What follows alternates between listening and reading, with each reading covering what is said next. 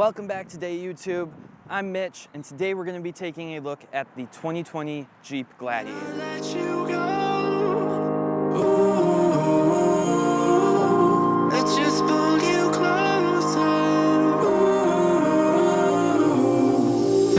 I can't understand where it came from, but you got it, my got it. It began in the land of the sandstorm. I fought it, though I wanted everything to do with what you give to me.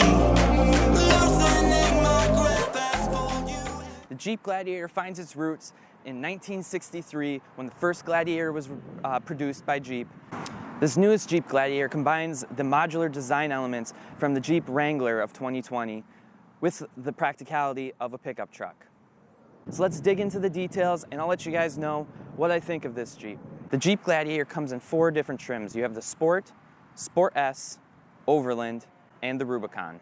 Again, this vehicle does come with Chrysler's 3.6 liter V6 engine, sporting around 280 horsepower and 260 foot-pounds of torque. So we'll go over some of the interior bits, we'll take a drive, and let you guys know what I think. This being the Sport model Jeep is particularly bare bones, meaning you don't have the 8.4-inch Uconnect system, you do not have remote start. Being that this vehicle is originally from Florida, you also don't have the warm weather package that, from my particular state, is a very valuable option to have. So what do you get in the Sport model of this $40,000 plus truck UV thing? In the Sport level trim, what you get is the basic Uconnect system that allows you to play Bluetooth, play your radio, as well as control various vehicle options. Compared to its competition, the Jeep Gladiator does fail in a few particular areas. The first thing that I believe that this Jeep Gladiator is lacking is the 8.4-inch Uconnect system. Now you can get this system on the higher trim levels, such as the Overland and the Rubicon. Just like you would expect in any other Jeep of this caliber, you get 4-wheel drive. It is a shift selectable 4-wheel drive system, meaning that you can lock it into 4-wheel drive and basically make it over any obstacle. It has a standard 8-speed automatic transmission with the optional manual package as well. You can switch it into manual mode and shift through the gears if you need to have a hairy situation. Cool fact about Jeeps that I just found out, having a Grand Cherokee myself, is that no Wrangler and no Gladiator has power seats. Now you can get leather seat options, you can get heated seats in these vehicles, but none of the seats are going to be powered. The Gladiator and its Wrangler brethren are meant to be sprayed out. Many of the dash components are water resistant, meaning that you can take a hose or a wipe and clean everything out after a good day of mudding. Compared to the Grand Cherokee, which I drive on a daily basis, the inside of this interior is a little bit cheaper, it is a little more bare bones, but it does still have a very nice feel and look to it. This Jeep does have the removable hardtops. Let's take a look inside the vehicle and I'll show you how that all works out. I'll also get in the back seat here and we'll show you how to take the rest of the roof off as well. Now I'm not going to take that off in this vehicle because it is a 2-person job. I tried it out yesterday with one of my buddies and it was no problem at all. It does just take 2 people to remove it, at least in the current place that I am in. So let's take a look inside. Let's see what we got here. So let's look over some of the options inside the Jeep. It's, like I said, fairly basic, your normal standard average Jeep, missing a few options. Starting off from the left, you have your headlight controls, standard dash, we have your turn signals, your light controls. You have the basic standard Uconnect system screen. This is not the 8.4-inch and does not give you the functionality of the 8.4-inch display. It does offer Bluetooth as well as radio functionality and other media options. Working our way down the center console, you have the temperature controls, which are pretty standard. This vehicle does come equipped with auto off while it's idling. Let's say that you're sitting at a traffic light, the vehicle will automatically shut itself off. I find this to be a fairly annoying option and end up turning it off. AC blows cool. This particular one is not outfitted with the heated seats. Continuing our way down the center console, you have your 4-wheel drive shifter on the left there, the drive selector on the right. You have both of your window switches as well as a media hub. You can use auxiliary, USB, as well as USB Type-C. Jeep is getting pretty modern with it, pretty funky with it. Going over to the center console, Jeep has provided you with the toolkit necessary to take care of the roof pieces. Taking a look at the roof panels, there are just a number of quick switches that you need to make in order to release the roof panel. You start off on the roof by releasing that clip, and this clip. When you're all done, you pull down on this, the top panel will come off, and you basically have a sunroof, a hardtop removable sunroof. Removing the rest of the roof is a pretty easy affair. All you have to do is remove 6 bolts from around the window frame, 2 bolts on the roof, and off the roof will come. It is a 2-person job, so you want to make sure to have a buddy with it, just so you don't drop the back of the roof. Let's show you how that's done. You start off by taking the little loop on the back of the seat, pull up on it. On the back here, you'll see that there are little black bolts. Let's see if those focus. Little black bolts that get undone to remove the roof. There are 1, 2, 3, and then 3 more down the opposite direction. You remove this little black panel over here, releasing this little electric conduit there. You are ready to roll. Now to the back seat of the Jeep. The back seat of this Jeep is very comfortable. It does not quite have the legroom of the Grand Cherokee, but is ample for any sort of adult. I'm about 5'9" myself, and I can fit fairly comfortably back here. One thing to note is that when you have the windows down, just due to the design of the outside of the vehicle, it does get pretty noisy back here. There's a lot of wind buffeting, so make sure to put your hair up or whatever you need to do to make sure you're comfortable. Since the doors and the roof are removable in this vehicle, the sound system is actually placed in a very interesting spot. Part of the roll bar up here is actually filled with some nice speakers, giving you nice sound as you drive around. Each rear passenger does have a window control right down here, as well as little fans and cup holders. Around back, the Jeep Gladiator does have a 5-foot bed. With the bed down, I suspect it's around probably 5.5 to 6 feet. I think that this bed, at least for me, would be very great for hauling one of my motorcycles around. If I was to get a 4-wheel or something like that, something small that you can stick in the bed. This bed is very well constructed. It does have the liner built into it, as well as tow loops in the back and in the front of the bed.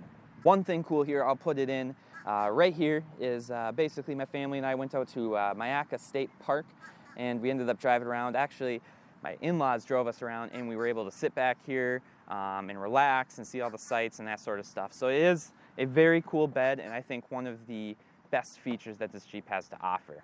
Let's take it for a drive, find out kind of its quirks and features of driving around town, and I'll let you guys know what I think. All right, so off for a drive we go. So just a little background on how I ended up being able to drive this wonderful truck. Well, it is currently January, and my in-laws family has not celebrated Christmas yet, just waiting for my busy time of the year to be over with. Originally, we planned on picking up a Jeep Wrangler 2-door model with the soft top. When we arrived to the rental car place, it turns out that they did not have any soft top 2-doors available, just the hard tops.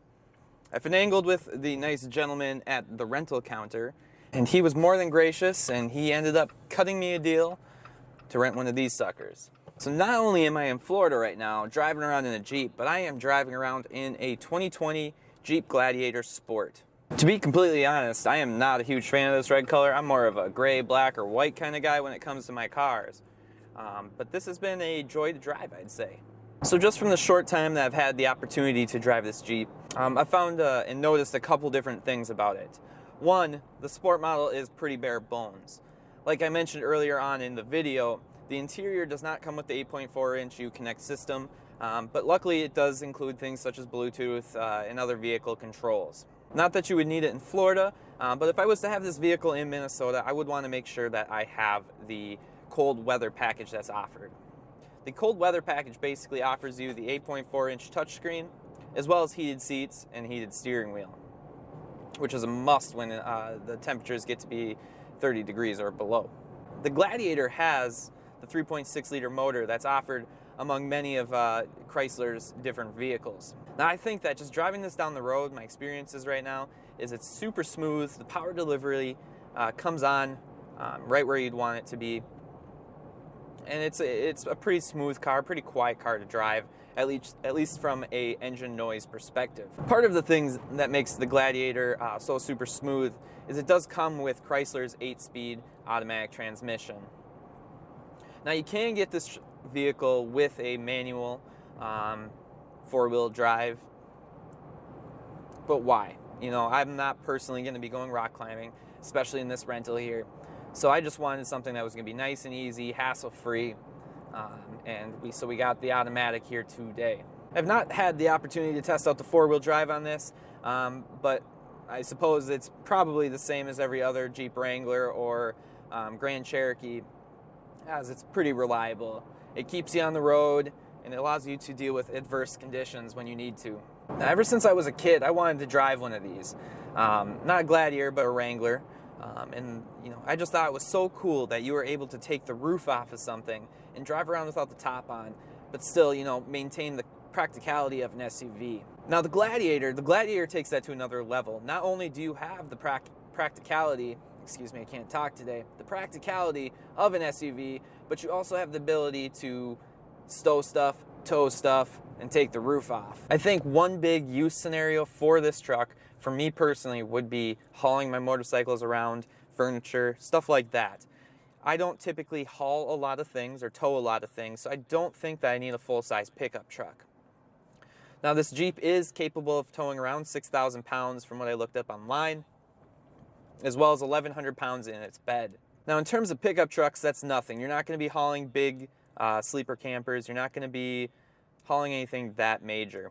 But what you do get with this is just the ability to, you know, go top down and cruise off into the sunset. And at the end of the day, you can spray this thing out with a hose and you're not going to harm anything. Most components on the interior of this truck are waterproof or water resistant at least. Another option that is offered on other Jeep Gladiators, just not on this model, is that you can disconnect the sway bar. Now what that allows you to do is have additional articulation in the suspension, allows you to go over bigger obstacles, and really maintain that traction. The upper trim levels, you also get things such as a bigger differential. You're able to tow more. You get paint matched fenders, as well as options such as a fold down soft roof. In terms of drivability, the power comes on great. It is nice and smooth. It is pretty quiet in terms of engine noise. The one thing that I do think it's missing out on is a little bit of stability. Now, what do I mean by stability? Now, this truck's not tipping over. It's not super soft. It is comfortable enough. But in terms of tracking down the road, on occasion, I felt like it was pulling a little bit and didn't want to stay centered on the road. That may all just be because I don't particularly know this vehicle. I haven't had a ton of time to drive it. I've driven it around this weekend. But haven't really gotten used to it compared to my Grand Cherokee that's quite a bit shorter in terms of wheelbase and is also probably a little more aerodynamic. Now, who would I recommend this Jeep for? Well, I'd recommend this Jeep for anybody that is looking to be able to take the roof off, have some modular functionality of their truck that they just don't get out of some of the competitors such as the Ranger or the Tacoma. It's just as capable, but you just have more options. And at the end of the day, have a vehicle that you can take out on the weekends and have some fun with. Final thing I wanted to cover here is, would I get one of them? This is going to be the next vehicle that I get, if not a sports car. But in terms of having a truck, this is where I'm going next, because it's just so great. It does so many things so well, and if you get the right trim level, you're getting all the functionality that you want. But that's about all I have to say about this Jeep Gladiator today, guys. Let me know in the comment section below what you think. Would you get a Jeep Gladiator? And if not, what would you get? I respond to most comments in the comment section below as long as there's some morsel of respect to them. I just do this because I enjoy it. I'm not making any sort of money. And I do really appreciate any feedback people have to offer me. But as always, like, comment, subscribe. I love you. Keep the rubber side down. And we'll see you next time. Looks like we've come to the end of the road. There's no point in running away now. I'd rather sleep until the storm is gone. She'd rather be shooting at me now. I know it will end up in anger. I don't think we grew up, we just became older.